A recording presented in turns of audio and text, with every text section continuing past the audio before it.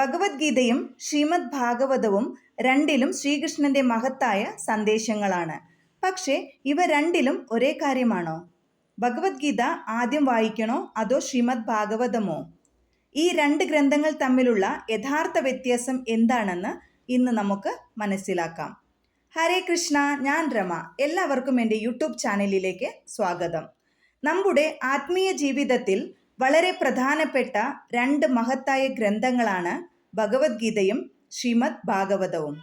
പലർക്കും ഇവ രണ്ടും തമ്മിലുള്ള വ്യത്യാസം വ്യക്തമായിരിക്കില്ല. അതുകൊണ്ട് ഇന്ന് വളരെ ലളിതമായി നമുക്ക് മനസ്സിലാക്കാം. ഭഗവത്ഗീത എന്താണ് പറയുന്നത്? ശ്രീമദ് ഭാഗവതം എന്താണ് പഠിപ്പിക്കുന്നത്?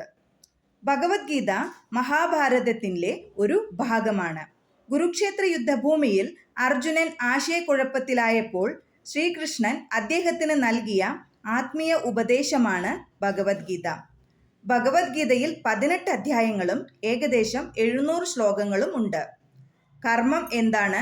ധർമ്മം എന്താണ്? ആത്മാവ് എന്താണ്? ഭക്തി എങ്ങനെ ചെയ്യണം? ഭഗവാനെ എങ്ങനെ പ്രാപിക്കാം?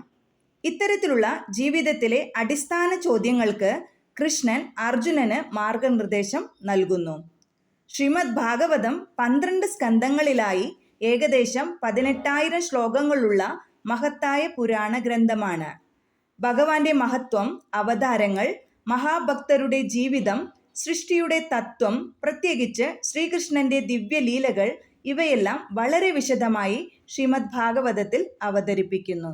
പ്രത്യേകിച്ച് 10ാം സ്കന്ധം ശ്രീകൃഷ്ണന്റെ ബാല്യവും വൃന്ദാവന ലീലകളും ഉൾപ്പെടെയുള്ള കൃഷ്ണലീലകൾക്ക് വളരെ പ്രധാനപ്പെട്ടതാണ്. ഭഗവത്ഗീത നമ്മോട് ചോദിക്കുന്നു, നീ എങ്ങനെ ജീവിക്കണം?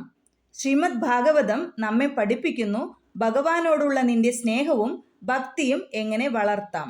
ഈ വീഡിയോ നിങ്ങൾക്ക് ഉപകാരപ്പെട്ട ലൈക്ക് ചെയ്യാനും ഷെയർ ചെയ്യാനും ഇത്തരം ആത്മീയ അറിവുകൾക്കായി ചാനൽ സബ്സ്ക്രൈബ് ചെയ്യാനും മറക്കരുത്. ഹരേ കൃഷ്ണ.